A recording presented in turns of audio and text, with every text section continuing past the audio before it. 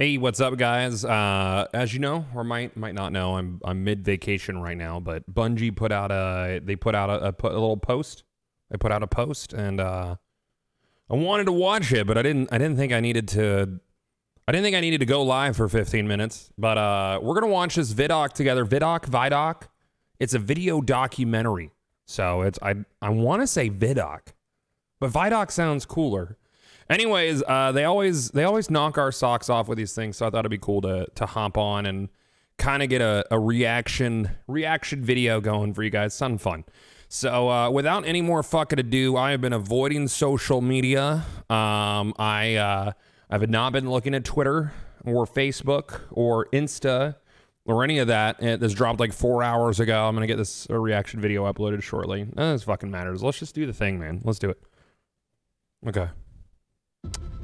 Blow my fucking socks off, Bungo. Let's do it. Okay, that's familiar. The next trilogy of stories that we're trying to tell with Destiny. Okay. The next trilogy of stories.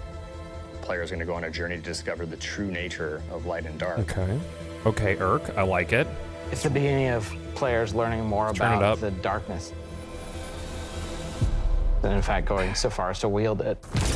It's a mango soda water chat. Very boring. Walking a different road than one that you may have believed you were destined for. Okay. What makes something They bad? could say it's not our destiny. Darkness dark. Okay. What makes the darkness dark? There's two sides of the same coin, man. Are we so benevolent, chat? Are we? Are we really that? Oh, there's our guy! How are those learnings going to change what the fuck? The characters that you have gotten to know over the last 6 years? I love you, Luke. Luke has dropped some LBs, dude. Luke has dropped some fucking LBs, man. Looking trim, Luke. Get it, brother. I'm still fat. All right. All right, let's go. Let's go. Let's do this thing. Hold on. Speaking of fat, I'm eating this Slim Jim. Beyond Light's really the beginning of a new adventure. Guardians for the longest time have been is fucking in the light, sort baller. of That's this a ship, altruistic right? force fighting It back looked like a evil. ship. And now we're starting to move into that gray area between the light and dark. If the darkness reaches out, we must reach back. I will not sanction this. In Season of Arrivals, the Vanguard is divided. You have some characters telling you, you know, we should fight these ships, and we have other characters who are saying, no, we should find out what they want. We should get to know them and understand more. But it definitely comes to a head. This next year in Destiny is really just about how all the different characters and factions are reacting to these disappeared destinations and what that means as the pyramids have arrived in our system. What? Not for the first time, but for the second time. Wait, no, hold on. Do I watched the whole thing through? We watched the whole thing through, and then I'll go back and I'll try to remember shit. She have a lot to say, and she has a lot of time to explain. When I know more, you'll know more. She has shown up to encourage us to take on the darkness, and the only way to truly stop it is to work with it. And here comes our guardian. Right on time. Right on time, dude, because now she has time. Why did the darkness invite us here? Europa is literally Are we talking again? like a time capsule.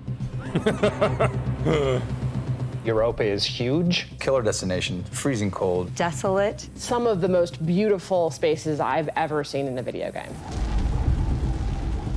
Okay.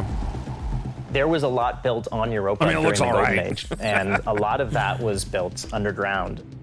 Clovis Bray had some research facilities there, really pushing the limits of technology and innovation there, maybe stepping into some things that we shouldn't have.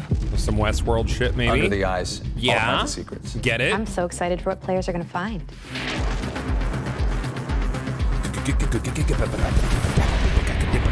Wait. Yeah, that was 6. The storm on Europa was actually something we've wanted to do for a long time. We wanted it to feel harsh. The weather system is so awesome. Like, you're walking through an open space and all of a sudden things start happening. That's very cool. Like Fallen or Vex for the first time, you can barely make out the glow in their eyes. The sound of the wind, the ice will change based on what the weather is looking like. you'll actually feel every piece of the environment changing around you to match the storm. Okay. Europa itself is a pretty foreboding place. Aramis is there in advance of us, and she set up a forward base. She has lieutenants who have gotten their hands on stasis, gotten their hands on the darkness, and they're learning to wield it. One by one, we will rise again. And so I think her motivations are really interesting, too. Today, we begin breaking free from our chains. Aramis really challenges a lot of the ways that we think about light and darkness. She's going to make you think about your relationship with the traveler. So that's like sacrilege for them to kill a servitor, right? Because they like worship the machine gods. Yeah, yeah. And especially after the collapse of their society, people, I think, the Fallen wanted someone to follow. Is the light going to be enough? I think we've seen that we need some new tools to fight our enemies with. Maybe it's time to fight fire with fire, or ice with ice. Wait, I thought it was cosmic ice. Stasis is, you know, not just a set of new supers. I thought they were like really firm on it's not ice. It's like cosmic ice. Arc, and now we've got stasis. Okay. I like those new skill trees. The idea for stasis all really came back from the gameplay idea of freezing someone. That was kind of the theme that everyone kind of rallied behind. You know, Dima's an amazing concept artist, had some images that really kind of put us on the right path. What really was landing with that was the more crystalline notion. So when we say cosmic ice, that's kind of where the cosmic comes in. Once he freezes solid, I'm able to hit him again and just shatter him into pieces. Okay. The pieces break apart and explode into sharp shards that can damage you. So all of that kind of came together when we landed on that theme.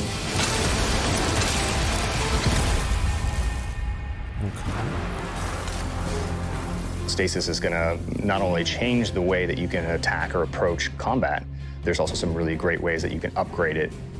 Then you start getting into like the more interesting parts, things that we're calling aspects and fragments, which are additional ways to modify your subclass. Aspects are a little bit more potent, and then the fragments are the things that are class agnostic, but depending on what your class is and depending on what your aspects are and how you want to play, you're probably going to be starting to select different ones in there. This is just the beginning for Stasis. We're going to continue to expand on it. We're just excited for players to get their hands on this. Okay. I wonder what they mean by how they're going to expand on it. Like Stasis, we do what we call a source jam. Everyone on the team blocks out about a week where we can say, okay, you're going to go out into the world, microphone, recorder, record anything that reminds you of cosmic ice.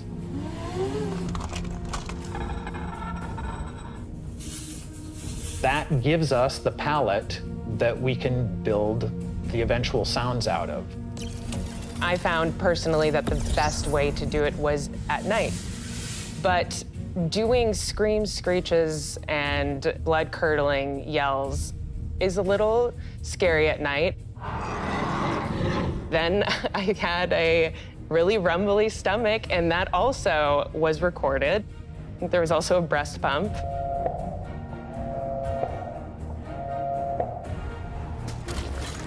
You have to make use of what you got.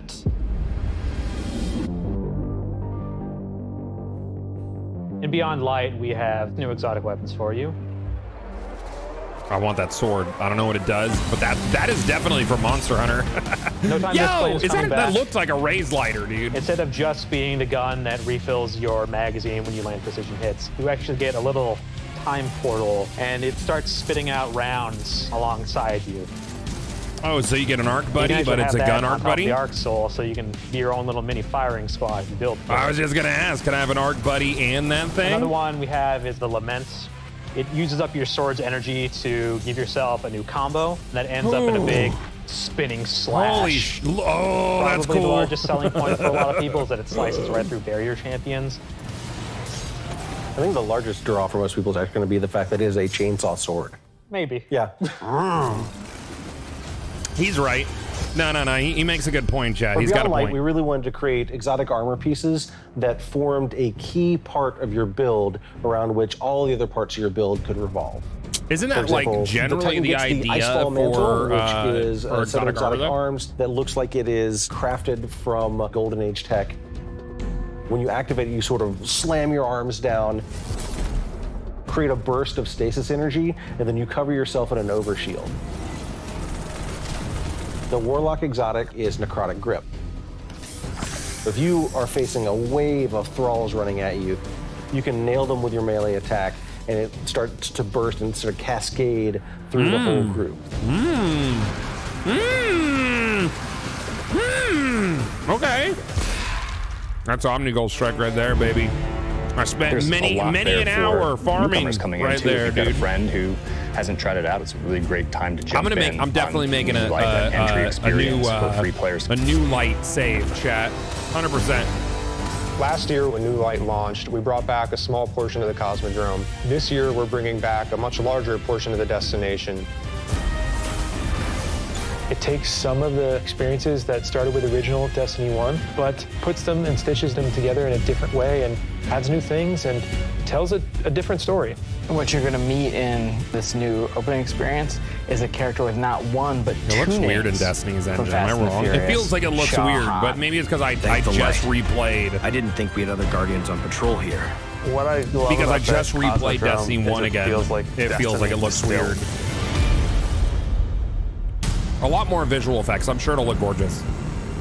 Season of the Hunt picks up where Arrival's left off. Other forces are taking advantage of the darkness to make their move forward, including Xivu Arath, a sister of Oryx, and she's taking this opportunity to build up an army. And we're working with Osiris to try to stop her. Osiris goes out, that's our stumbles boy. across these hive growths that are driving combatants crazy. Osiris is in trouble, and of course, you're his only hope.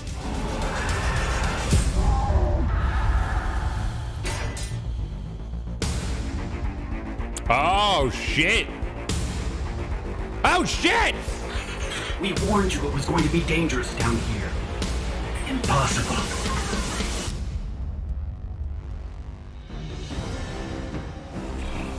We finally catch up to what we saw at the end of Forsaken, where we saw Aldrin being brought back to life by a ghost. It's pulled pork. Call it by its fucking name. Now refers Don't to himself disrespect as the Crow. pork, dude. He doesn't know what he did. The slate's been wiped clean when he was resurrected as a Guardian. We know what he's done, and we know what he could be capable of doing. So now we're going to spend some time watching him go back and forth, and that's going to question how we look at him, how we look at ourselves, how we look Are at we the gonna light, have some how good we look at story darkness. for seasonal content? That's In dope. Season of the Hunt, we're partnering with the Crow and Osiris to take down the High Celebrant. It's creating these They're cryptoliths calling him the around Crow. the system, I love and it. those cryptoliths are attracting Elixian Cabal and corrupting them. So Xivu Arath is essentially corrupting herself and army, and it's our job to put a stop to it. I'm really excited to see Xivu Arath fleshed out more and to find out more about her relationship with Savathun and what that means for year 4 of Destiny. Oh, yeah, get it. Placing dominoes.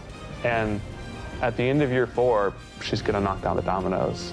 We're going to see what she's been really up to. And so this year, she's putting the last pieces in place. Okay. I like the sound of all that, man. That season sounds really Destiny compelling is just compared a to previous really seasons. Incredible world. And there are so many stories for us to tell. We have a lot to look forward to beyond Light, then the Witch Queen, and then Lightfall, and all the seasonal content between. We feel like we've got a really great way to bring people together. Working through COVID and working through some of the other turmoil in the world right now has been really challenging. I have to admit, I've been pleasantly surprised with how well we've been able to get things done. We're committed to your characters and your community of players. We want to meet you where you are. I think the thing that excites me the most about Destiny's future is how much it's rooted in where we come from. Seeing villains revealed and finding out secrets that we've been hinting at for years. When I look at the team that we're building and continuing to grow and hire, the new leaders that are coming up in Destiny, that gets me super excited. Not just normal Destiny's excited. Best days are ahead of us. Okay. Okay, Joe.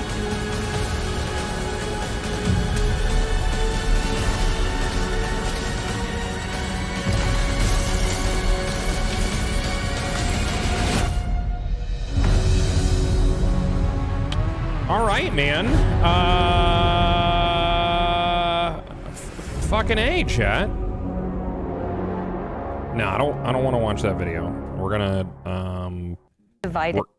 Yeah, so this was dope, dude. Pretty standard stuff for ViDoc from Bungie. There was, gosh, where was that? There was one scene. Was it back this far, dude? I don't remember, man. I'm just gonna let it play.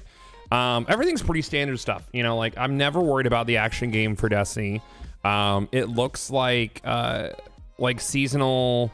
It seems like the seasonal content is gonna be a lot more involved. You know, like, it looks like Uldren and his story is tied to, or rather, Crow now. He's not Uldren anymore, but it looks like Crow and his story is tied to this season, which should be pretty interesting. Like, I've not really felt like mega drawn into seasonal story stuff. I guess Arrivals was pretty dope, but obviously it was a little bit drug out because of the delay and whatnot. But it's good. I mean, like, that's fucking, that was a great ViDoc. But I think for me personally, I'm looking forward to what they're gonna say this coming Thursday. And if you watch this video after this coming Thursday, a previous Thursday, where they're gonna talk about progression and stuff in Destiny 2. I think that's one of the things they're gonna touch on soon.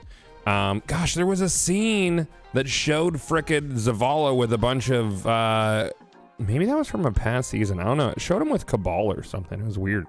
Anyways, let me know what you guys thought, man. Did you dig on this? I think the action game's always exciting. More story stuff is good. I'm really interested to see if bringing back old content like the Cosmodrome and eventually the Vault of Glass is gonna bring back a lot of those feels from D1.